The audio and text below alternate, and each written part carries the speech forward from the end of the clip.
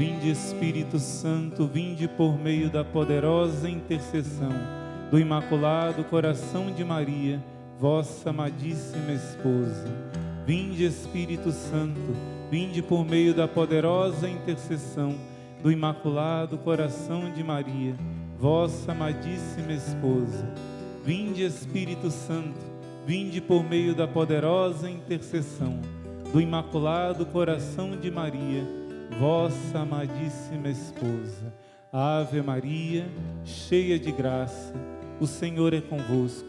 Bendita sois vós entre as mulheres, e bendito é o fruto do vosso ventre, Jesus. Santa Maria, Mãe de Deus, rogai por nós, pecadores, agora e na hora de nossa morte. Amém. Em nome do Pai, do Filho e do Espírito Santo. Amém. Louvado seja nosso Senhor Jesus Cristo e sua Mãe Maria Santíssima. Sempre sejam louvados. Meu irmão, minha irmã, muita alegria termos chegado a esse dia de Pentecostes. Você que está nos acompanhando durante todo esse mês de maio. Sabemos que o Pentecoste aconteceu junto com Maria Santíssima. Os apóstolos estavam reunidos em oração com Maria, mãe de Jesus. O bispo da diocese de Niterói, onde eu fazia parte, minha diocese de origem, Dom Carlos Alberto, o lema dele era essa palavra, em latim, cum Maria Mater Iesu, com Maria, mãe de Jesus, que foi tirada desse dia de Pentecostes, que diz lá em São Lucas que estavam eles reunidos com Maria, a mãe de Jesus. E nós nos preparamos todo esse mês de maio, e agora coroando esse mês inteiro, a esposa do Espírito Santo abre os seus braços e seu coração e derrama sobre mim, sobre você, sobre nós, a efusão do Espírito Santo. Que maravilha, meus irmãos, coroarmos esse mês. Sabemos que a festa de Pentecostes é uma festa móvel, poderia cair num dia anterior do dia 31 ou no dia posterior, porém Deus quis que caísse nesse dia, no último dia do mês de maio, o domingo de Pentecostes, o dia da coroação de Nossa Senhora, o dia que Maria visita Isabel, e ela, só de ouvir a voz da Imaculada, fica repleta do Espírito Santo de Deus. E hoje, no meio de tantas notícias ruins que a gente tem ouvido, eu quero trazer para você uma boa nova, uma notícia maravilhosa, né? Não sei se você sabe que boa nova, boa notícia, no grego se diz evangelho, né? Evangelho significa boa nova. Eu quero partilhar com você, antes de falar essa boa nova, deixa eu ajeitar aqui minha colinha. Eu quero partilhar com você uma pergunta que me fizeram sobre qual era a essência do Evangelho. Eu achei muito interessante essa pergunta, porque, segundo os filósofos, deixa eu ler aqui, os filósofos gregos dizem, Santo Tomás de Aquino também confirma isso, que todas as coisas parecem ser o que nelas há de principal. Todas as coisas que existem têm uma essência, né? E a essência dessa coisa é o que nela há de principal. E Santo Tomás de Aquino vai perguntar, o que há de principal no Evangelho? Quando eu vi essa pergunta, eu comecei a refletir com os meus botões, né? O que há de principal, se você quiser agora, os irmãos e irmãs também, reflitam. Qual é a essência do Evangelho? Para você dizer qual é a natureza de uma coisa, você precisa observar o que existe de principal nela. E qual é a essência do Evangelho? Quando eu ouvi essa pergunta, eu pensei comigo mesmo. Deixa eu ver aqui, para eu não esquecer do que eu refleti. Eu pensei assim, olha, o principal do Evangelho foi Jesus ter revelado o amor do Pai. Revelou quem é a Deus. Ele mesmo é um com o Pai, e Ele revelou a face do Pai. Um Pai amoroso, um Pai misericordioso. Dizem que se perdesse todo o Evangelho, mas restasse o Sermão da Montanha, que dá todo o resumo do ensinamento do Evangelho, o extremo do ensinamento do amor que Jesus revelou do Pai e de como nós devemos imitar esse amor. E a parábola do filho pródigo, que que vai revelar o tamanho da doçura, da ternura de um pai que não concorda com o nosso pecado, mas não desiste até o último instante para salvar o seu filho pecador. Esses dois, de certa forma, resumem o Evangelho. Então pensei comigo mesmo, o resumo do Evangelho, o essencial do Evangelho: primeiro, Jesus revela que o Pai é puro amor. Segundo, ele anuncia que esse amor é tão grande que ele tem preparado para nós algo maravilhoso. Eu não canso de dizer essa palavra de 1 Coríntios 2, que diz assim: aquilo que Deus preparou para nós, nenhum olho viu, nenhum ouvido ouviu, nenhum coração jamais conseguiu imaginar. Tão maravilhosa é a graça que te espera no céu, meu irmão, minha irmã. Vale a pena sofrer tudo que a gente sofre aqui, porque o que Deus tem reservado para mim e para você, e a gente vai se encontrar lá no céu, vamos conversar bastante lá, é algo tão maravilhoso, é algo tão grande, é uma fraternidade, um amor tão maravilhoso, e a visão de Deus é algo tão, que nossa mente não consegue conceber enquanto a gente está aqui na terra. Primeira coisa, Jesus revelou que o Pai é amor, puro amor. Segunda coisa, ele prometeu o reino. O anúncio do Evangelho é o anúncio do reino de Deus. Deus ama tanto que Deus tem, você passa com amor essas provas dessa vida, porque o que está te esperando é algo tão maravilhoso que vale a pena. A boa notícia fala do reino de Deus.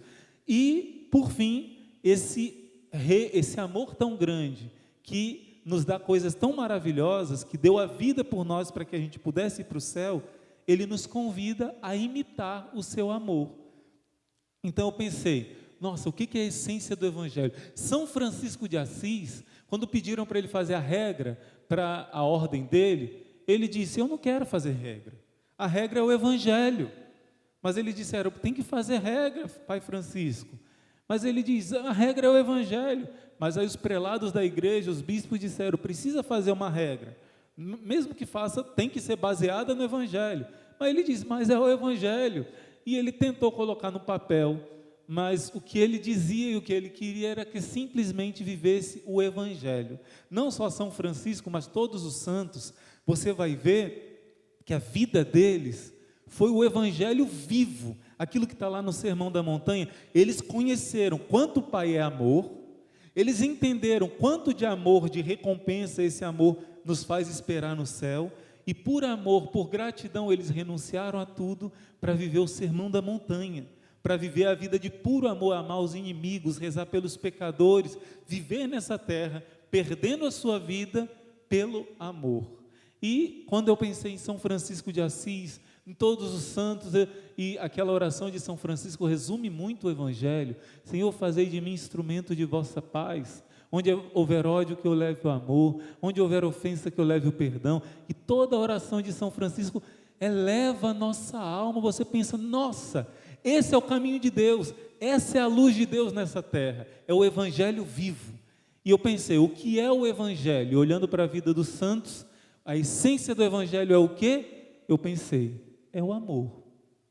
Porque o Evangelho diz assim: vocês ouviram antigamente que vocês devem amar muito, você deve amar cada pessoa, o seu próximo, como você ama a si mesmo. Isso é amar muito. A cada meu irmão, eu olho que ele é tão importante quanto a mim mesmo. Isso já é grandioso. Só que isso não é o Evangelho, isso é o Antigo Testamento. No Evangelho, Jesus vai dizer em João 13 e João 15, o mandamento novo. Ele ensina um amor tão grande, que ele diz que você vai amar não só com amor humano. Ele diz: eu sou Deus e me fiz carne para que você conseguisse amar com amor divino. Qual é o mandamento novo? Olha bem, anota isso aí no seu coração. João 13 e João 15, Jesus vai dizer. Interessante que ele só diz esse mandamento depois de nos dar a Eucaristia. Está lá em João 13, né? Então ele vai dizer assim: amai-vos uns aos outros como eu vos amei. Como que Jesus me amou? Jesus se sacrificou, perdeu todo o seu sangue, deu a sua vida por mim, e agora ele diz que eu devo amar o João ali da esquina, o mendigo ali do lado, do mesmo jeito que Jesus me amou. Quando você para refletir sobre isso, meu Deus. E Jesus vai dizer, assim como o Pai me amou, eu vos amei. Quer dizer, um amor trinitário, um amor infinito, um amor estupendo, foi o que Ele me amou. E na cruz manifesta um pouco, não manifesta tudo, porque o sofrimento passa, mas o amor continua. Na cruz Ele mostra quanto me amou, e Ele diz, irmão Luiz, você tem que amar o teu irmão, qualquer um, até o que você não conhece, do mesmo jeito que eu te amei. Isso é impossível. Eu digo, Jesus, o Senhor é Deus, eu sou homem, filho de Adão e Eva ainda, manchado pelo pecado, não dá, Senhor. Mas a minha resposta qual foi? Quando veio esse questionamento, qual é a essência do Evangelho? A minha primeira resposta, refletindo tudo isso, foi o amor, o mandamento novo.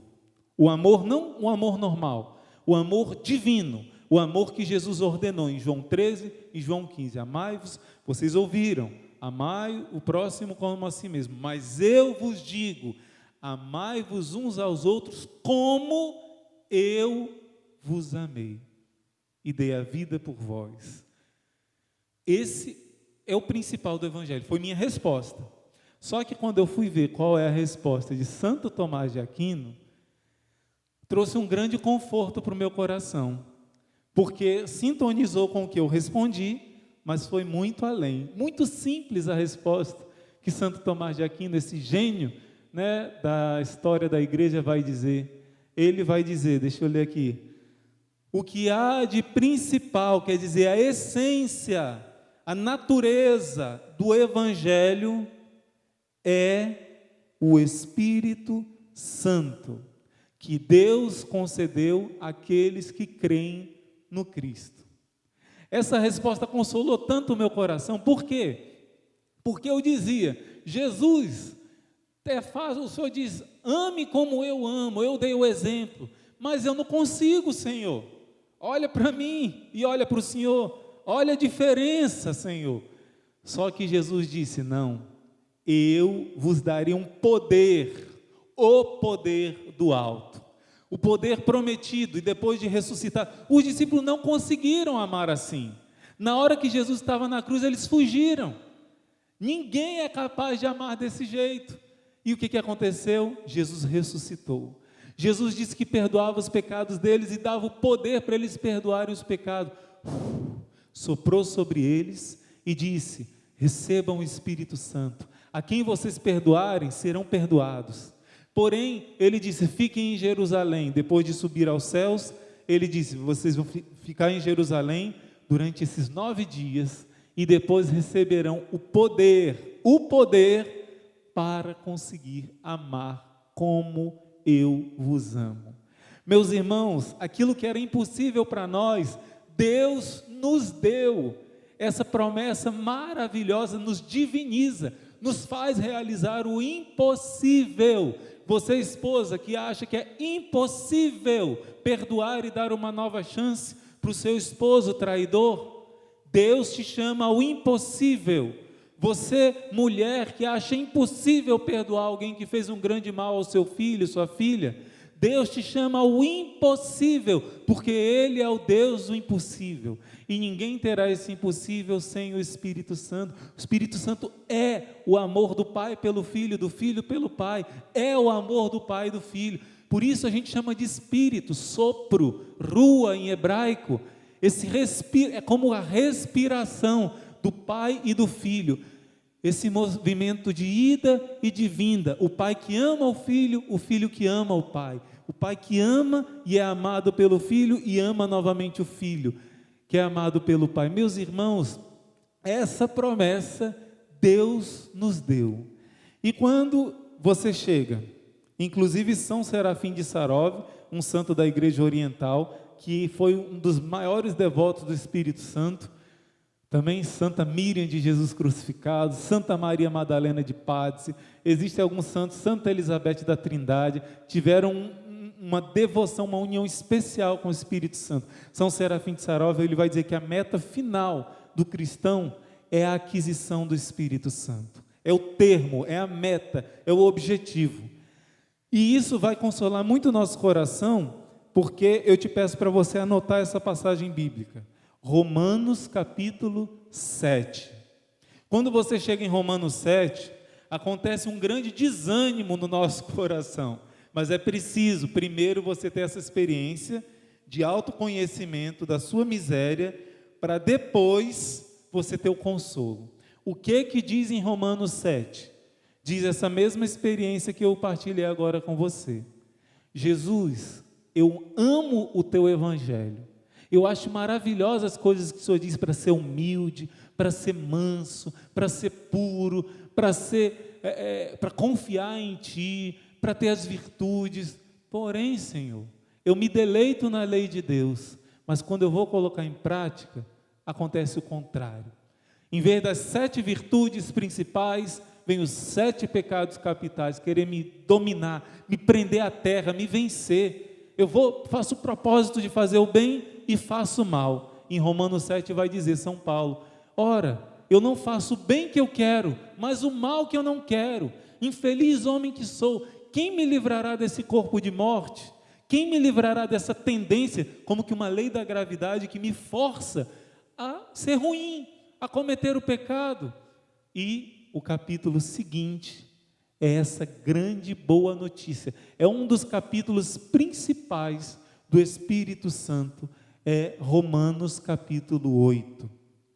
Eu te convido, depois dessa pregação, você para um instante. Não, depois dessa pregação vai ter ainda adoração, né? Ainda vai ter outros momentos. Quando tiver um intervalo, você vai pegar, deixa anotado isso, você vai ler Romanos capítulo 7 inteirinho, peça primeiro o Espírito Santo e depois leia Romanos capítulo 8. Então, essa experiência que reflete o que está dentro de nós, da nossa fraqueza, da nossa miséria, reflete bem. Eu vou ler para você aqui, Atos capítulo 2, versículo 41. Se você estiver com a sua Bíblia, e sempre nas minhas pregações eu convido, se for possível, você está armado, porque com a tua arma o diabo não consegue te derrubar. Se você não anda armado, o diabo consegue com facilidade te destruir. Uma pessoa armada não é destruída facilmente. E essa arma, que é a palavra de Deus, capítulo 2, versículo 41. Tem algumas Bíblias que não tem esse versículo. Porém, não é só no 41 não. Perdão, vamos para o versículo 37 primeiro. Pedro tinha acabado de receber o Pentecoste. Lembra que é Atos capítulo 2. Os apóstolos acabaram de receber o fogo do Espírito Santo. Eles tinham traído Jesus, negado Jesus, abandonado, mas eles sentiram o perdão de Jesus. E Jesus deu uma nova chance a eles, e deu a eles autoridade para perdoar o pecado dos outros. O que Pedro fez depois do Pentecoste? Ele saiu daquela sala, cheio do Espírito Santo, e começou a falar da palavra de Deus, do amor de Jesus. E Jesus foi: vocês com seus pecados, que pregaram ele na cruz, vocês disseram Hosana, Hosana ao filho de Davi, mas logo depois que viram que ele não anunciou um reino terreno, vocês que eram apegados à terra, vocês quiseram matar Jesus e disseram: crucifica-o, mas ele ressuscitou. E Pedro começa a pregar o amor e a misericórdia de Deus, que perdoa e que ama, prega a ressurreição de Cristo. O que acontece? Ouvindo isto, eles sentiram o coração transpassado e perguntaram a Pedro e aos demais apóstolos: irmãos, o que nós devemos fazer? Entende? Eles ouviram a palavra de Deus e o coração deles foi penetrado por essa espada da palavra, e eles ficaram profundamente arrependidos dos pecados. Eles entenderam: foi o meu pecado que arrancou a carne de Jesus, que pregou Jesus na cruz. Eles sentiram tanto amor na pregação de Pedro, que Jesus não estava nos condenando pelo que nós fizemos com ele, mas foi para nos salvar. Que eles perguntaram: por favor, nos diga, o que a gente faz? Eu reconheço que eu pequei, mas o que eu faço? E Pedro vai responder, olha que resposta maravilhosa. Primeiro passo: arrependei-vos, queiram mudar do que vocês fizeram de errado, se foi você que arrancou os pedaços da carne de Jesus com o seu pecado, se o meu pecado crucificou Jesus e continua crucificando, primeiro passo, odeie o pecado, deixe o pecado, peça a Deus o ódio se afasta, luta contra ele, que ele seja o teu inimigo. O único ódio que é permitido é o ódio ao mal, o ódio ao pecado. Nós precisamos amar o que Deus ama e odiar o que Deus odeia. Diz São João da Cruz, diz Santo Tomás de Aquino, Santo Agostinho, odiar o pecado. Aliás, em Provérbios 8 vai dizer, o que é o temor de Deus? Não é medo de Deus. O temor de Deus é como alguém que tem, vamos dizer, uma porcelana delicada, preciosa, cara. Se cair no chão, eu pego algo de alto valor. O que acontece? Eu tenho cuidado, o zelo de não deixar cair. Então, o que é o temor de Deus? É a graça de Deus que eu tenho dentro de mim. Eu prefiro morrer a perder essa graça de Deus, como diz São Domingos Sávio, antes morrer do que pecar. Então, o que é o temor de Deus? Provérbios 8 vai dizer, é o ódio ao pecado. O ódio àquilo que vai me afastar de Deus, aquilo que vai crucificar Jesus de novo. Primeiro passo, ódio ao pecado, é uma graça do Espírito Santo. Arrependei-vos e cada um de vocês, segundo passo, seja batizado em nome de Jesus Cristo para apagar seus pecados, redimir seus pecados. Primeiro passo, arrependimento. Segundo passo, lavar-se, limpar-se. O batismo dava essa graça. Jesus não disse para eles, recebam o Espírito Santo, para os apóstolos.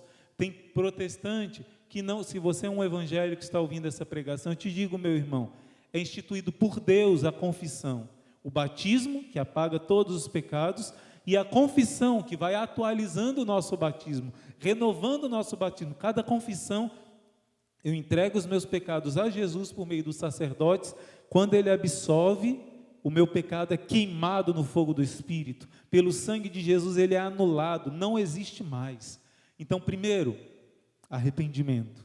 Segundo, ser batizado. Você sabia que Santo Agostinho, se eu não me engano, ele vai dizer, vários santos vão dizer que as lágrimas, o dom das lágrimas, quando você chora os seus pecados como Madalena aos pés de Jesus e enxuga com os cabelos, é como que fosse um segundo batismo, é como uma renovação profunda do batismo, porque você foi batizado, a maioria de nós criancinha. Porém, quando você tem uma experiência, lendo o Evangelho, uma experiência meditando a paixão de Cristo, ou ouvindo uma pregação, que foi meu pecado, que arrancou os pedaços de Jesus, que fez Jesus chorar, que fez Jesus sangrar, meus pecados que cravaram, eu gosto de dizer isso, quando foi cravado aqui, os 3 cravos de Jesus, o cravo ficava encostando no nervo, um nervo muito maior do que os nervos aqui do dente, que a gente sofre tanto quando vai no dentista, e aquilo não arrebentou o nervo, diz o sudário, aquilo ficou encostando. Imagina que dor terrível, como um choque, sem parar. Jesus, fui eu que fiz isso, foi meu pecado que fez isso. Quando eu entendo isso, me arrependo e me abro a esse dom das lágrimas, é um dom, a compunção, a contrição dos pecados, e eu choro os meus pecados, essas são lágrimas que lavam, que aliviam, que libertam. O dom das lágrimas é um grande dom. Se abra esse dom do Espírito Santo, peça esse dom do Espírito Santo, que ele vai abrir para outros dons.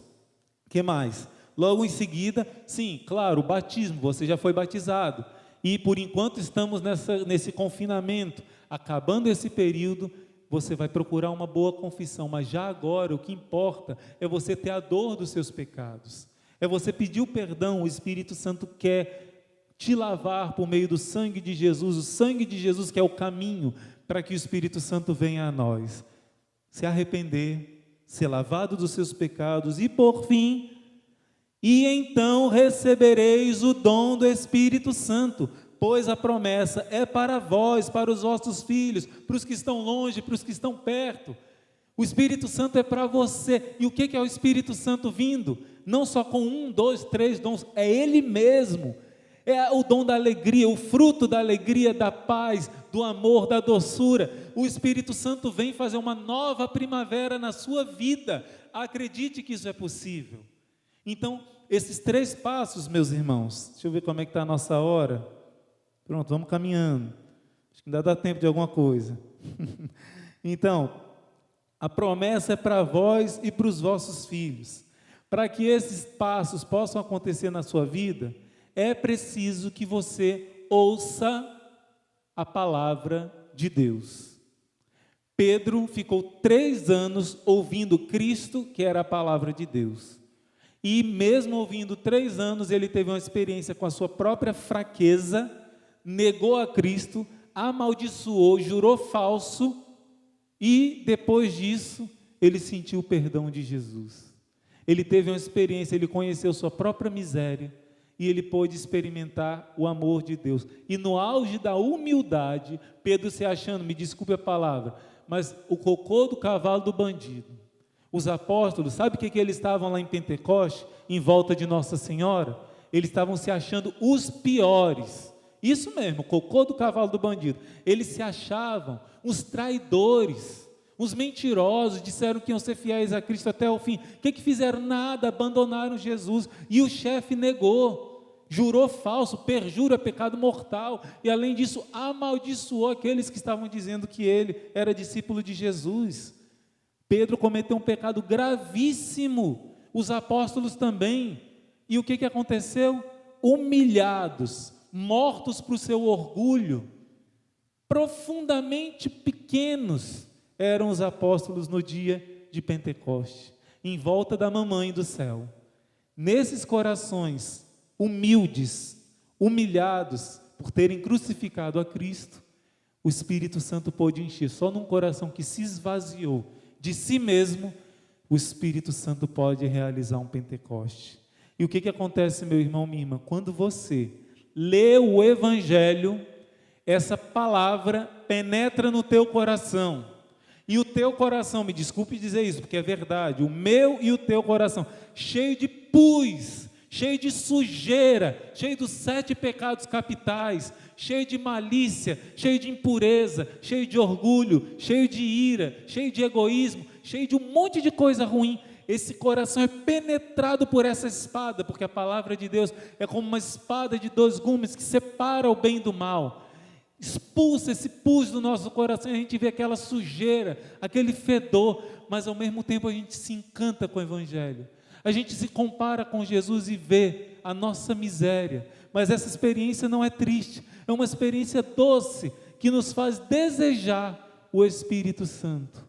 Primeiro é preciso que a espada fira o seu coração, para que o Espírito Santo possa entrar e tirar o câncer que está lá dentro, e curar a ferida, os espinhos que estão lá dentro, talvez traumas do passado, falta de amor, você se fechou para o amor, por causa de feridas que aconteceram no seu passado, pessoas que te abusaram, pessoas que te humilharam, te maltrataram, e você prometeu para si mesmo, eu nunca mais vou confiar, eu nunca mais vou amar, e você se fechou para o Espírito de Deus. Como vai acontecer o Pentecoste na sua vida? Vem Espírito Santo, se o meu coração está cheio de entulho. É preciso, primeiro, ouvir como esses daqui ouviram a palavra de Pedro. Pedro, cheio do Espírito Santo, disse a palavra, que é o próprio Cristo ressuscitado. Essa palavra rasgou o coração deles. Com o coração rasgado, o Espírito Santo pôde fazer uma limpeza. Primeira coisa que ele faz, dá o arrependimento, limpa e depois faz um jardim. Faz do teu interior uma alegria, uma paz, uma pureza, uma bondade. Entende, meu irmão? É como se fosse 2 mãos que Deus Pai quer te pegar no colo. Uma mão é Deus Filho, a palavra, e a outra mão é o Espírito Santo. A Bíblia vai dizer, a palavra do Senhor criou os céus, e o sopro dos seus lábios as estrelas. É um sinal falando a palavra, o verbo, segunda pessoa da Trindade. O sopro é o Espírito Santo, em hebraico o sopro é rua, daí vem a palavra Espírito. Também a Bíblia vai dizer que no final dos tempos Jesus vai vir como guerreiro vencedor, e com a palavra, a espada que sai da sua boca, que é a palavra, os inimigos serão vencidos. São Paulo em Tessalonicenses vai dizer que ele vencerá o inimigo com o sopro dos seus lábios. É com a palavra e com o Espírito Santo. Você primeiro precisa ter uma experiência com a palavra. E eu termino essa parte que eu estou dizendo, Eu não sei se eu já partilhei com vocês isso antes, mas eu já disse que eu tive agora em janeiro de 2020, lá na Terra Santa, e nesse momento, isso eu já disse, mas o que eu vou dizer agora eu não sei se eu já disse. A experiência que cada vez que eu ouço esse evangelho, aqui na missa ou em outro momento, meu coração se inflama de alegria de novo, que é o momento dos discípulos de Emaús. Eu já falei isso, né? Mas eu vou falar de novo.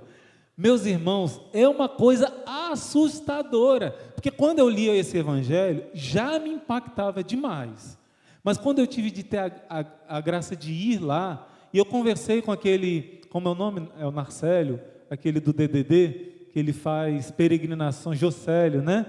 Ele disse que nunca foi lá, ele já foi várias e várias vezes na Terra Santa, eu só fui uma vez. Mas eu tive a graça de ir com 2 famílias, e a gente foi em alguns lugares que outros não costumam ir, em peregrinações normais. E Emaús nem sempre se vai. E existem 3 lugares possíveis que teria sido o lugar de Emaús. O mais tradicional é o mais desvalorizado. Hoje em dia estão começando a valorizar. Por quê? A Santa Míriam de Jesus crucificado é uma das santas mais devotas do Espírito Santo. Eu não conheço um santo que teve mais carismas do Espírito Santo, pode ser que exista, do que essa santa. Mais do que o Padre Pio, viu? Pense aí. Santa Míriam de Jesus crucificado, Deus revelou a ela qual foi o lugar exato onde Jesus ficou com os discípulos de Emaús. Chama Nicópolis hoje em dia. Então, no Evangelho, existem manuscritos que dizem que a distância de Jerusalém para Emaús eram 60 estádios. Existem outros evangelhos que escrevem 160 estádios, porque alguns manuscritos, por serem antigos, talvez tenham apagado o umzinho dos 160. Então, alguns manuscritos, a maioria diz 60 e uma minoria diz 160, pois foi comprovado, não só pela Santa Míriam, São Jerônimo, Santo Agostinho e outros santos, acreditam que o lugar certo é Nicópolis. Se você abrir o seu evangelho em Lucas 24, você vai ver lá falando, traduzindo 60 estádios para 10 quilômetros, 11, 12 quilômetros. Porém, não eram 60 estádios, eram 160 estádios. Isso significa 30 quilômetros. Meu irmão, de manhã cedinho, esses homens estavam caminhando para a cidade deles, de Emaús. E encontraram com Jesus no caminho. Jesus começou a conversar com eles. E eles, tristes, desanimados, perderam o sentido da vida, porque Jesus era tudo para eles. Eles pensavam que Jesus ia ser o Messias, ia restaurar tudo. E eles disseram, mas já são 3 dias que isso aconteceu. E começam a desanimar, e Jesus, como um peregrino, aparece no meio deles, conversa, e diz, como vocês são lentos. A Bíblia não diz que devia acontecer isso, o Messias devia sofrer, e por amor ele devia dar a vida, pagar pelos pecadores, e começa a narrar. Imagina, uma viagem dessa são mais ou menos 7 horas de viagem caminhando. Que papo maravilhoso eles tiveram com Jesus. Eu fico com uma inveja assim, o Cristo ressuscitado conversando, explicando as Escrituras, explicando. Quando eles vão explicando as Escrituras para eles, eles começam a sentir aquela alegria. Começam a sentir um fogo ardendo dentro do coração deles. Uma alegria tão grande, porque o problema não é sofrer. O problema é quando você sofre sem sentido, sem o fogo do Espírito Santo. Sofrer sem amor é um inferno. Agora, se você sofre com Cristo, se você é amigo de Cristo, e esse fogo inflama o teu coração, é outra coisa. Né? A fenomenologia vai dizer, o problema não é o sofrimento, é o sofrimento sem sentido. E aí eles começam a descobrir um sentido novamente. Então nós não desistimos de tudo, então não está tudo perdido. Quando Jesus faz que vai embora, eles ficaram tão enamorados pelo Senhor, sem saber que era o Senhor. Ei, não vai embora não, está tarde, o dia já declina, fica com a gente na nossa casa, toma a refeição. E Jesus vai.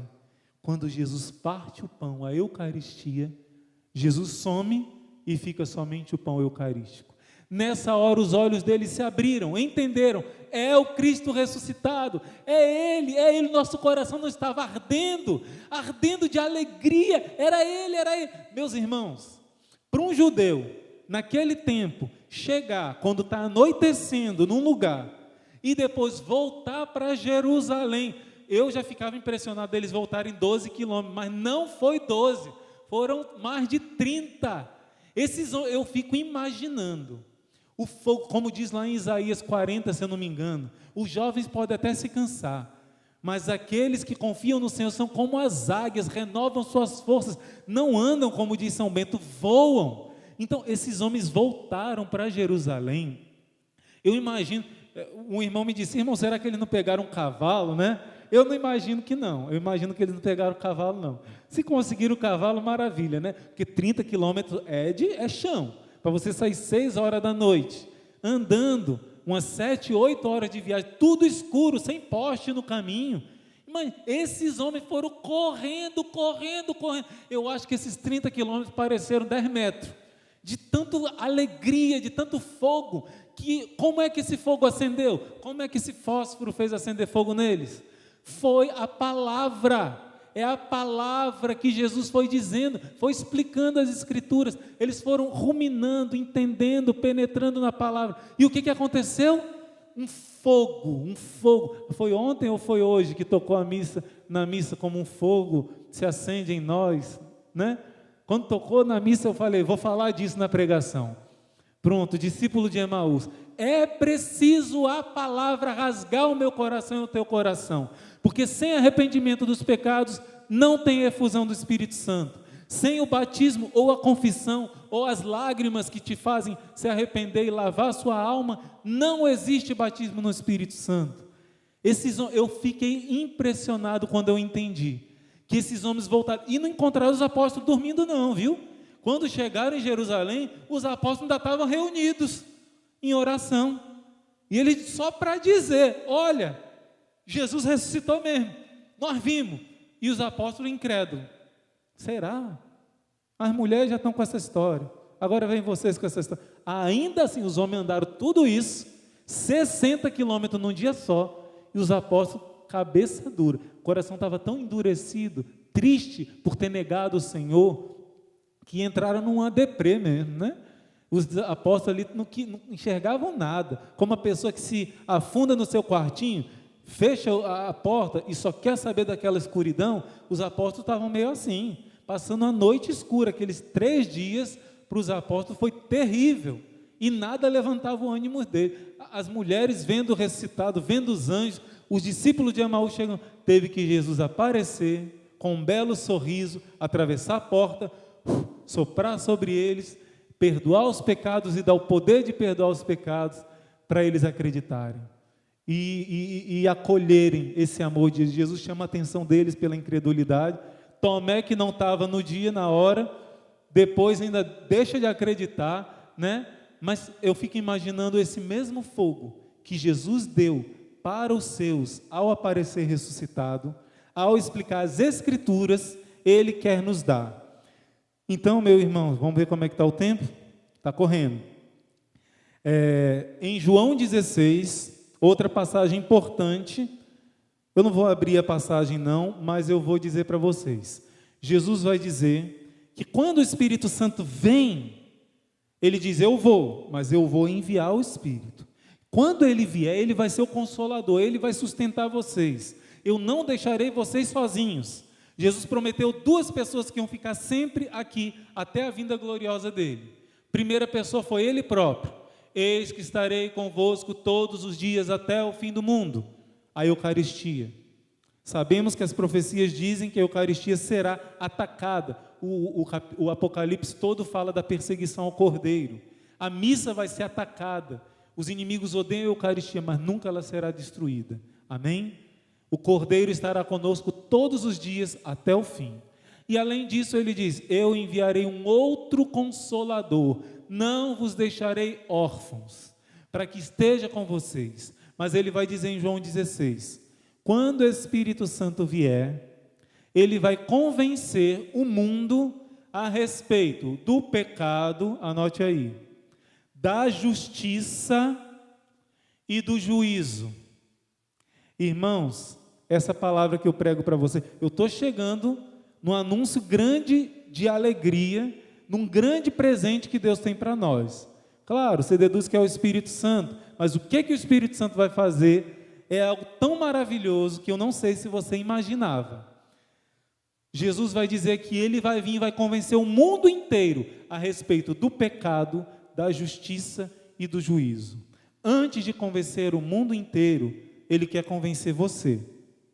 Jesus diz que ele só vai vir na sua vinda gloriosa depois que o mundo inteiro receber esse anúncio, essa experiência. E eu te digo, esse anúncio está chegando. Esse anúncio, em algumas aparições, Nossa Senhora diz que se chama o aviso. Nossa Senhora, ao sacerdote Padre Gobi, vai dizer que esse anúncio se chama o segundo Pentecostes. Nossa Senhora vai dizer que o mundo inteiro, ao mesmo tempo, vai receber uma iluminação antes da vinda gloriosa de Jesus. O Espírito Santo vai preceder. A palavra de Deus diz que o fogo precede a vinda do Senhor. Antes do Senhor vir, um fogo vai precedê-lo. Esse fogo é o segundo Pentecostes. Existem alguns exorcismos que os demônios dizem que eles estão com medo da chegada deste dia, que é o dia do aviso. É a preparação para a vinda de Jesus. Na aparição de Garabandal, ela chama de aviso. Nas mensagens ao Padre Gobi, ela chama segundo Pentecoste, que fará primeiro, dar uma dor do pecado, um ódio ao pecado.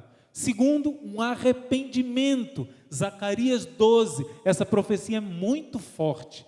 Nossa Senhora também cita nas aparições dela, Zacarias 12, diz, eles vão olhar para aquele que eles transpassaram, e eles vão chorá-lo, como quem chora a dor de um filho unigênito. Será um grande pranto e lamentação em Jerusalém. Esse pranto vai trazer a conversão dos judeus. O catecismo da Igreja Católica diz que são 3 sinais antes da vinda de Jesus. 1, todos os povos pagãos terão a luz do Evangelho. Não quer dizer que todos se converterão, mas todos conhecerão. 2, todos os judeus se converterão. Em massa, oficialmente, aceitarão que Jesus é o Messias. E essa profecia de Zacarias 12 está profetizando isso.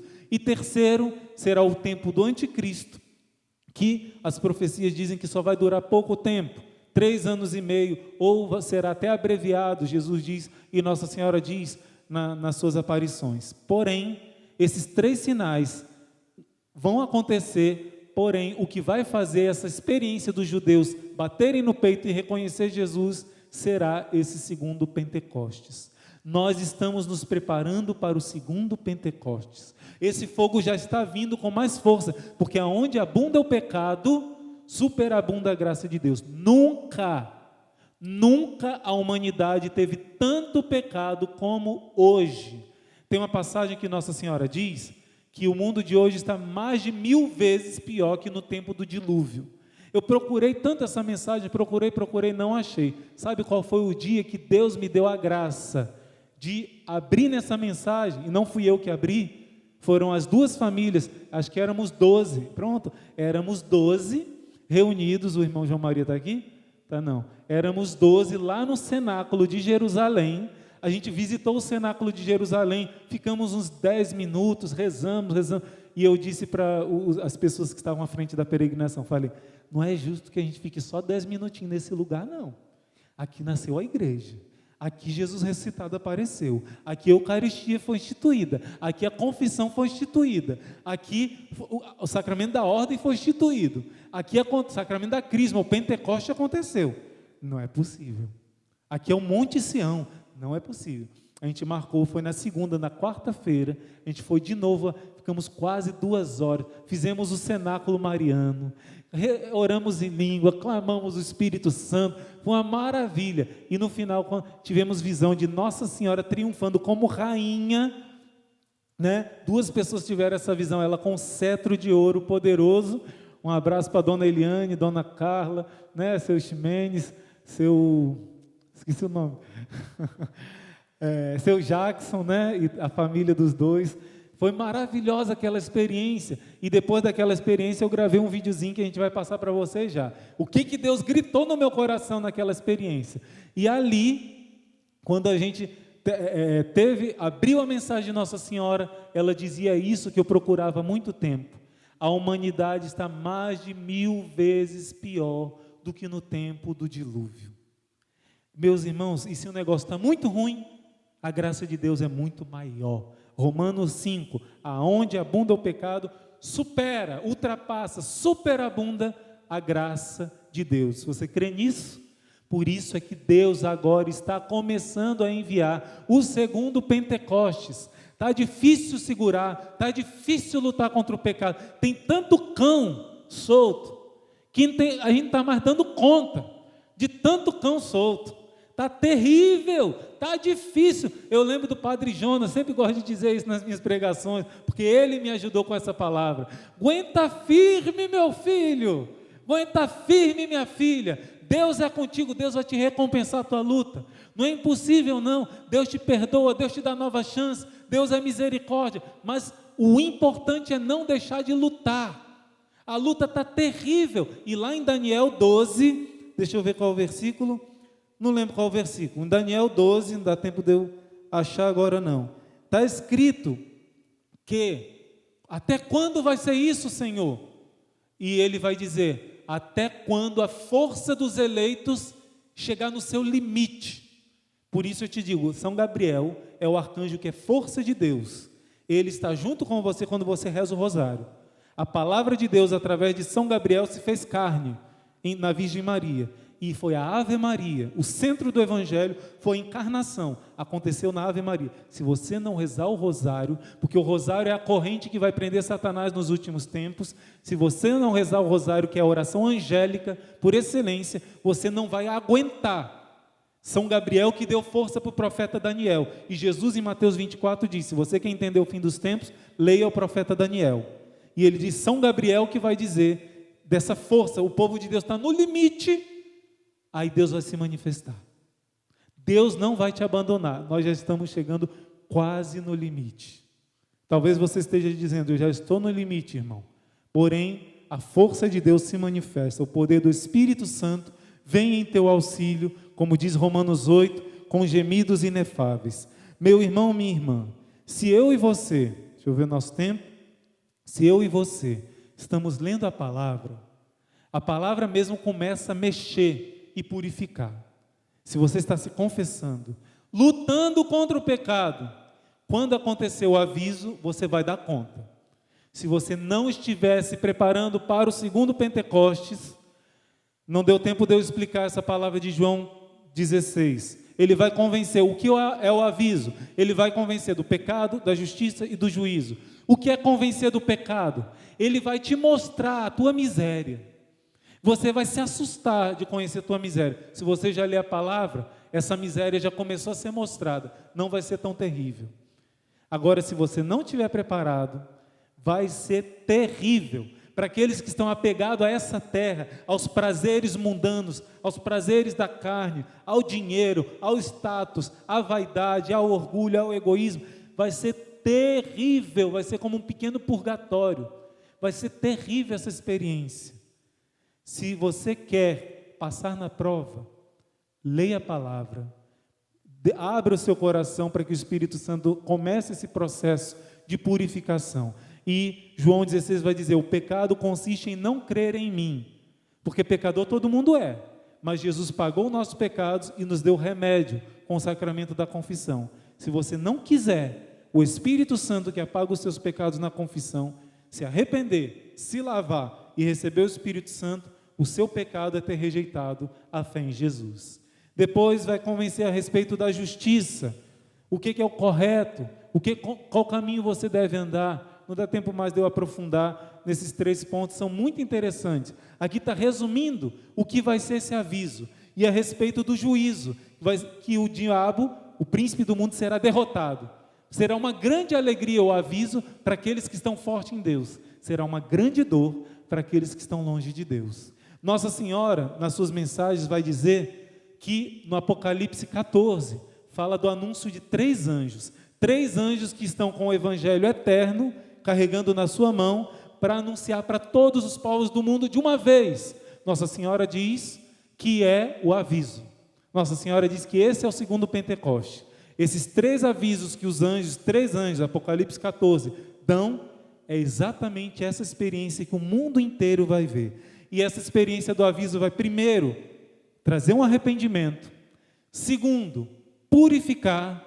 E terceiro, no finalzinho da nossa pregação, com 4 minutos para o final, é que eu chego nesse final. Que pena que não vai dar para eu ler tudo para você, mas o importante é a mensagem. Também não dá para eu ler. Quem tem o livro do Movimento Sacerdotal Mariano, depois leia. 2 de outubro de 92 e 22 de maio de 94.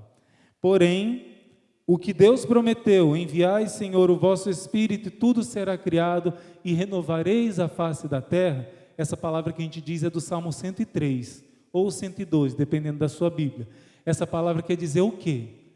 Que o Espírito Santo, se enviai, Senhor, o teu Espírito, toda a terra será renovada. Os santos vão profetizar. Olha aqui, eu estou citando o cardeal Ratzinger, que é vivo ainda, nosso Papa Emérito Bento XVI, São Boaventura, Santo Tomás de Aquino, São Gaspar del Búfalo, São Vicente Palotti, Venerável Clause, nem conheço, Venerável Canori Mora, vários santos, São Luís Orione, São Maximiliano Kolbe, Santa Catarina de Laboré, um bocado de santos, Beato São Francisco Palau, Carmelita. Eles vão dizer o quê? Que antes da vinda gloriosa de Jesus para julgar os vivos e os mortos, acontecerá uma nova primavera na igreja. Depois do tempo do anticristo, depois da prova da fé, nós estamos num momento terrível, mas não desanima não. Logo depois dessas dores de parto que nós estamos vivendo, meu irmão, está para vir um tempo tão maravilhoso que esse segundo Pentecostes vai trazer.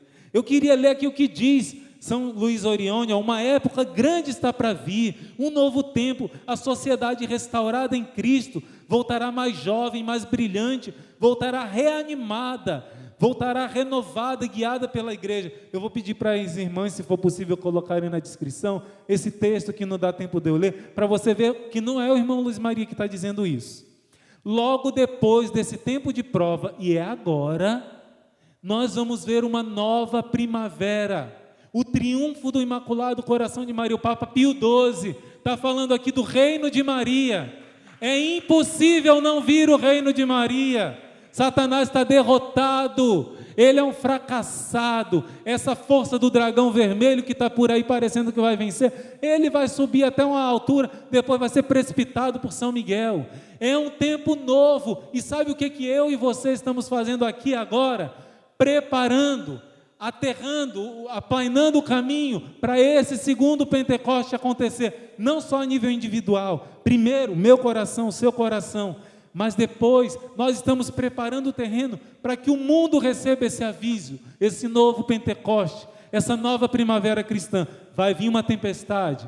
Vai, mas se a sua raiz da árvore estiver bem fincada no chão, você vai passar bem essa tempestade, a sua família vai vencer. Nós estamos nessa tempestade que vai piorar, mas logo depois da tempestade vai vir a bonança. Jesus vai vir glorioso, sim ou não?